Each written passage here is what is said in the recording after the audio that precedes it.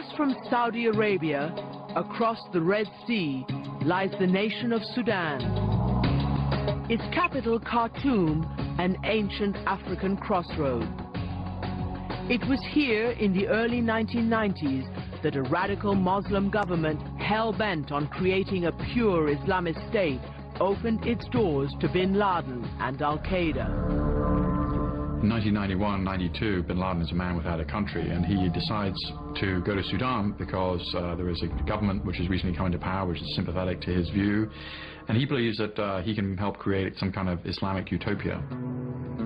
An Islamic utopia that bin Laden set out to build from this, his new home in Khartoum. Here, he quickly started an array of businesses. Bin Laden wasn't looking to foster the persona of an international terrorist. He wanted to show that he was a businessman, and he was a legitimate businessman. My name is Scott McLeod. I met Osama bin Laden in Sudan in 1996.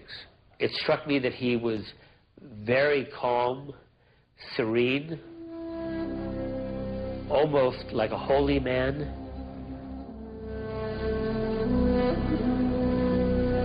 Though he'd been forced to flee Saudi Arabia for speaking out against the government and U.S. troops in the kingdom, in the early 90s there were very few in U.S. law enforcement who knew of Osama bin Laden.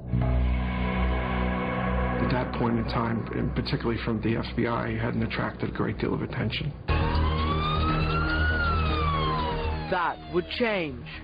At 12:18 p.m. on February 26, 1993, the World Trade Center, an icon of American economic power, was attacked by a powerful truck bomb. The nation was in shock as it watched live coverage of the chaos around the Twin Towers. For years, Americans had watched news footage of the aftermath of terrorism abroad, but this was different. This was an attack on the homeland. The manhunts that followed would eventually lead to the arrests and convictions of two men with suspected links to bin Laden, Sheikh Omar Abdul Rahman and Ramzi Youssef, the mastermind of the World Trade Center bombing. لا أعرف رمزي يوسف وليس بصحيح الكلام الذي تتناقله الحكومة الأمريكية. Bin Laden has denied knowing Ramzi Youssef, but in the larger sense, bin Laden really was responsible because Ramzi Youssef had trained at an Al-Qaeda training camp, and Ramzi Youssef's uncle, Khalid Sheikh Mohammed, would become the guy who went to bin Laden in '96 with the beginnings of what would turn out to be the plan for 9/11 itself. Bin Laden may deny knowing Ramzi Youssef, but there is no denying the influence of Omar Abdul Rahman, a radical Egyptian cleric who preached at this Jersey City mosque across from the World Trade Center. Rahman, also known as the Blind Sheikh, was the spiritual guide of the Trade Center bombers and would ultimately become the theological force behind Al-Qaeda. To the extent that there is a spiritual guide to Al-Qaeda, I think it's Sheikh Rahman, because he is the spiritual influence of the Egyptians in Al-Qaeda, and the Egyptians are so important for the group ideologically and also personally. Bin Laden's relationship with the Egyptian militants surrounding him, in particular Ayman al-Zawahiri, intensified in Sudan. Journalist Jamal Khashoggi met with bin Laden a number of times during this period. I felt the presence of the Egyptian radicals. They were there, physically they were there. They would not sit with me. We were in his garden, sitting on the floor talking, when somebody came and whispered something in his ear. I couldn't comprehend what they were saying, but I picked up the Egyptian slang there. They were there.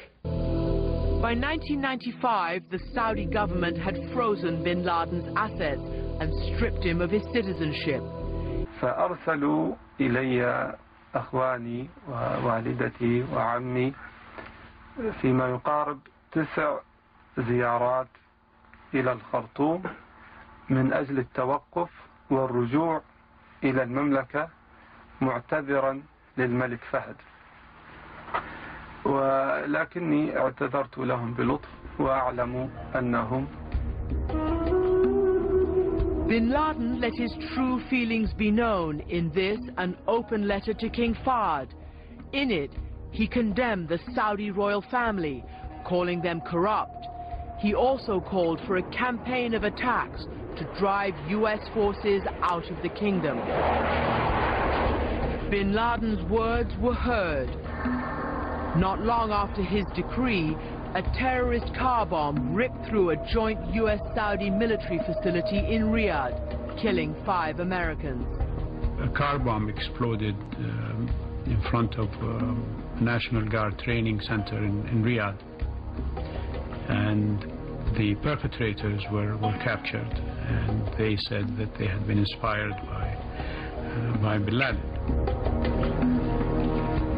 The Saudi royal family and the Clinton administration had seen enough. Both stepped up pressure on the Sudanese government to expel Bin Laden, who by this time was out of money and knew his days were numbered in Khartoum. He had already survived at least one assassination attempt. I was sitting in another guest house in Khartoum when I heard after sunset that there is a clash, and they attacked the guest house of USAMA in order to kill him. Under fire and feeling the heat, Osama bin Laden and his followers take flight again. In May of 1996, bin Laden returns to where his holy war began, the troubled lands that would spawn the unthinkable. We know that bin Laden's responsible for 9/11, but in the last 5 years, the United States has not been able to catch him.